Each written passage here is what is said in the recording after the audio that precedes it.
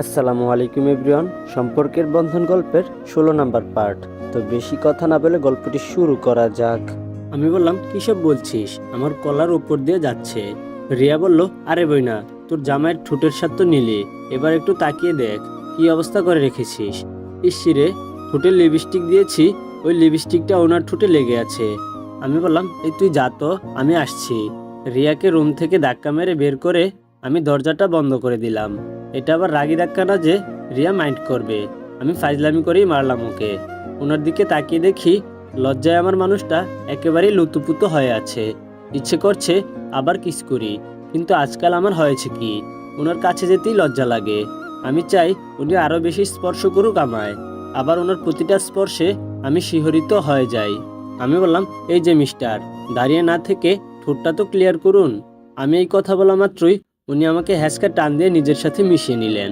উনি বলল, আরে লজ্জা তো যা দেওয়ার তোমার বোন দিয়েই দিল, এখন আর মুছে কি হবে? তবে লজ্জা যেহেতু পেয়েছি, এবার একটু বেশি করেই স্বাদ নেই। কি বলো তুমি? ওনার কথা শুনে আমি তো শেষ। বেটা আমারে দিল বিপাকে ফেলে। কেমনটা লাগে কত দেখি। আমি লজ্জায় মাথা নিচু করে বললাম, প্রতিশোধ নিচ্ছেন? উনি বলল, কিসের প্রতিশোধ? আমি বললাম, নিজে লজ্জা পেয়েছেন বলে আমাকেও দিচ্ছেন। উনি বলল, তোমাকে কখন লজ্জা দিলাম? আমি বললাম, এসব বলে আমি মাথা নিচু করে আছি। উনি বলল, তাহলে আর বলবো না কখনো। উনি কি রাগ করলেন নাকি? আমি বললাম, এই না না। উনি বলল, কেন? আমি বললাম, আমার লজ্জা হয় ঠিক আছে, তবে এর চেয়ে বেশি ভালো লাগে। উনি বলল, ও মা, তাই নাকি? বলে উনি আমার ঠোঁটে হাত দিয়ে নিজের আরো কাছে টেনে নিলেন। নিজের আরো কাছে টেনে নিয়ে আমাকে অনেক আপন করে নিলেন। সত্যি অতি অসাধারণ ভালো লাগা কাজ করছে আমার মাঝে। এতদিন খুবই মিস করেছি ওনার এমন করে ছোঁয়াগুলোকে। জানি না কেন এমন লাগে ওনার এমন স্পর্শগুলো। তবে এতটুকু অনুভব করি, পবিত্র স্পর্শে যেন ভয় নেই, তেমনি সুখও বহুগুণ। জীবনে প্রেমের অনুভূতি অনুভব করিনি কখনো। কাউকে নিজের কাছে ঘেঁষতে দেয়নি বলে হয়তো আজ এই জন্যই ওপরওয়ালা আপনজন করে আমাকে মিলিয়ে দিয়েছেন ওনাকে আমার কাছে। সত্যি যারা ওপরওয়ালার উপর আস্থা রাখে তারা কখনো ঠকে না। তাই তো আমি ঠকিনি। আমার মতো কয়েকজন মেয়ে বলতেই সে ভাগ্যবতী। কয়েকজন মেয়ে বা বিয়ের পর নিজের বরকে পেয়ে বলতে পারে সে সন্তুষ্ট। তারা পায় না হয়তো এ কারণেই যে তারা বিয়ের আগেই প্রেমের স্বাদ গ্রহণ করে নেয়, নতুন কিছু চায়। কিন্তু প্রেমের যে নতুন ছোঁয়া নেই, তা তো ধীরে ধীরে নতুন আসে। বিয়ের পর যা আসে তারা তো বিয়ের আগেই নিয়ে নেয়। তাই হয়তো তাদের এসব পুরনো লাগে। তবে আমি নতুন অনুভব করছি। নিজে পিওর ছিলাম বলে হয়তো ওনার মতো পিওর কাউকে পেয়েছি। বাহিরে দাঁড়িয়ে আছি। নববধূর কি যে কান্না। কান্না করাটাই স্বাভাবিক। নতুন জীবন আর নতুন সঙ্গী, নতুন নতুন সকল পরিবারের মানুষগুলো, তারা কেমন হবে? এক অনাকাঙ্ক্ষিত দিন। আমি জানি কতটা ভয় কাজ করে এই মুহূর্তে। আমি তো তখন এই মুহূর্তে জানতাম না আমার মিস্টার পারফেক্ট এত ভালো হবে। তখন আমি এই চিন্তায় অনেক বেশি কেঁদেছি, উনি কেমন হবেন। আজও আমার চাচাতো বোনের মনে একই আকাঙ্ক্ষা কাজ করছে, তাই তো সে এত কেঁদে চলেছে।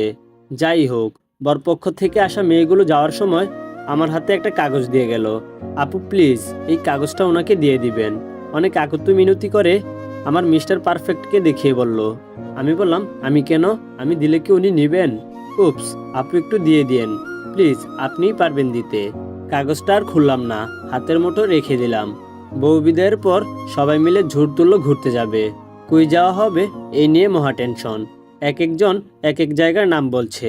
কেউ বলছে এটা, তো কেউ বলছে ওটা। শুধু ডিসিশনটাই নেওয়া হচ্ছে না। আমি মক্কেল দাঁড়িয়ে থেকে তাদের কাণ্ড দেখছি। এর ফাঁকে আমার উনি যে কোথা দিয়ে বের হয়ে গেলেন আমি তার টেরও পেলাম না। আর এইদিকে সবার হই হুল্লোড়ে আর কোথাও যাওয়া হলো না। যে যার যার মতো গল্প বলে বেড়াচ্ছে।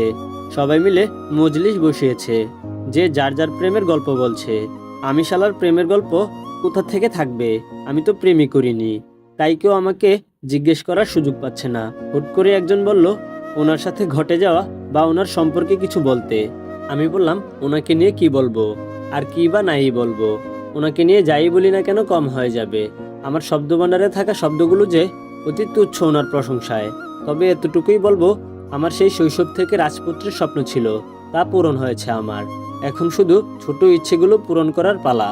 অনেকটা ভাবনার জগতে আছি, আমি হয়তো নিজের মাঝেও নেই। রিয়া বলল, তার মানে তুই রাজার রানী? আমি বললাম, না তো, রাজরানী আমি। রিয়া বলল, ও মা, তাই বুঝি? আমি বললাম, হুম। ওরা শালা দুলাভাই নাকি খেলতে গিয়েছে। অনেক অবাক হয়ে অনিক বলল, আপু তোর জামাই কি করেছে জানিস? আমি বললাম, কি করেছে? অনিক বলল, আমার সাথে মাঠে গেল ফর্মালিটি মেনটেন করতে। জিজ্ঞেস করলাম, খেলবে? উনি বলল, হ্যাঁ খেলবো। তোর জামাই এত ভালো খেলে, আগে বলবি না? তাহলে কি আর আমরা চ্যাম্পিয়ন হওয়াটা মিস করতাম এবার? অনেক উৎফুল্ল হয়ে কথাগুলো বলল অনিক। আমি অবাক হয়ে বললাম, ও যে এত ভালো খেলে তোর থেকেই জানলাম আমি। ও কয়টা গোল করেছে রে? আমার জামাই যে মাঠেরও খেলোয়াড় তা আমি মাত্রই জানলাম। অনিক আমার মাথায় একটা ঝাঁকি দিয়ে বলল, ওই আপু তোর মাথায় কি গেছে? তুই না আমার সাথে সব সময় খেলা দেখিস? আমি বললাম, হুম। অনিক বলল, তাহলে তুই ক্রিকেট খেলার গোল কই পেলি? আমি বললাম, ও তার মানে ও আজকে মেসির মতো ছক্কা মেরেছে। অনিক বলল, আপা তুই ঈর্ষর্দি পাবনা যা, তোর জন্য ডাক্তাররা অপেক্ষা করছে। আমি রুমে বসে আছি আর ভাবছি আমার বরটাকে আজ সারপ্রাইজ দিব, কিন্তু কিভাবে দেওয়া যায় কোনো আইডিয়াই মাথায় আসছে না। উপস, আমার মাথাটায় আজকে কি হয়েছে? কিছুই আসছে না। হুট করে উনি কোথা থেকে যেন আসলেন, এসে বললেন চলো। আমি বললাম, কোথায় যাব? উনি বলল, বাইরে যাব। আজকে তোমাকে তো আমি। ওনার চোখ লাল হয়ে আছে। আমি বললাম, আমাকে কি? আমি কাঁপা কাঁপা ঠোঁটে বললাম, আমাকে কি? ভয়ে তো আমার যায় যায় অবস্থা। উনি হুট করে এমনভাবে রেগে গেলেন কেন? কি করেছি আমি? ওনাকে এতটা রাগ করতে তো কখনো দেখিনি। উনি বলল, তোমাকে নিয়ে ঘুরতে যাব। সুন্দর একটা মুচকি হাসি দিলেন। এই হাসিটার প্রশংসা আমি অন্য যে কোনো মুহূর্তে হলেও নির্ঘাত এক পৃষ্ঠা উপর লিখেও শেষ করতে পারতাম না। তবে এখন পারছি না কিছু বলতে। বড় একটা নিঃশ্বাস নিলাম। উনি আর আমি হাত ধরে রাস্তা দিয়ে হাঁটছি। পিছনে অনেকেই আছে। উনি ওদেরকেও সাথে নিয়ে এসেছেন। হাত ধরে ওনার বুকটায় জড়িয়ে ধরলাম। খুব সুন্দর একটা অনুভূতি কাজ করছে মনের মাঝে। জানি না ওনার কেমন লাগছে। হুট করেই দাঁড়িয়ে গেলেন উনি। সম্ভবত উনি 30 সেকেন্ড দাঁড়ালেন। এই 30 সেকেন্ডে খুব আলতো করে আমার কপালে একটা চুমু খেলেন। তারপর আবারও আমার হাতটা ধরে হাঁটতে শুরু করলেন।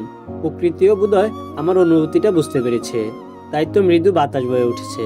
মানুষ হয়তো একটা মানুষের সকল কাজেই মুগ্ধ হয়, তখনই সেই মানুষটাকে অসম্ভবভাবে ভালোবাসে। চাঁদটাও আজ তার পরিপূর্ণ রূপে রূপান্তরিত হয়েছে। আজকে চাঁদ পূর্ণিমা বলে। এই পূর্ণ চাঁদিমা রাতে তার হাতে হাত রেখে হাঁটার আরও একটা অপূর্ণ ইচ্ছা আমার পূরণ হলো। এই মুহূর্তে নিজেকেও এই পূর্ণিমা চাঁদের মতো লাগছে।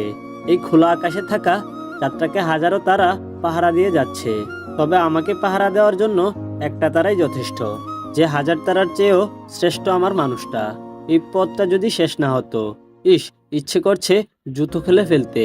তাই অনিককে কাছে ডেকে তাকে জুতোগুলো দিয়ে বললাম দূরে সরে যেতে। হুট করেই আমার মাথায় ভূত চাপলো। ওনার পায়ে পা রেখে তার কাঁধে হাত রেখে আমি তার উপর ভর রেখে দাঁড়িয়ে থাকবো আর উনি হাঁটবেন। যেই ভাবা সেই কাজ। উনি দেখি কিছু না বলে আমার কোমর জড়িয়ে ধরে হেঁটে চলছেন। দ্রুত হাঁটতে পারছেন না, তবে হেঁটে যাচ্ছেন। তার ধীরগতির কারণে পিছনের সবাই আমাদের নিকট চলে আসলো। তবে তারা কথা বলছে না। বলবে কেন? এমন দৃশ্য হয়তো তারাও উপভোগ করেছে। ওনার মুখের দিকে তাকিয়ে আছি। আমাদের এলাকার চায়ের দোকানটার কাছাকাছি আমাদের দাঁড় করিয়ে শালা দুলাভাই গিয়ে ওয়ান টাইম কাপে চা নিয়ে আসলেন। এমন খোলা আকাশের নিচে দাঁড়িয়ে প্রিয় মানুষটার হাতে হাত রেখে একই কাপে চা খাওয়ার মুহূর্তটাই অন্যরকম। কেউ এমন মুহূর্ত অনুভব করে থাকলে সে বলতে পারবে তখন মনের অবস্থাটা কেমন হয়। রুমে এসে উনি বিছানার উপর বসে মোবাইলে গেমস খেলছেন, আর আমি আয়নার সামনে দাঁড়িয়ে চুল আঁচড়াচ্ছি।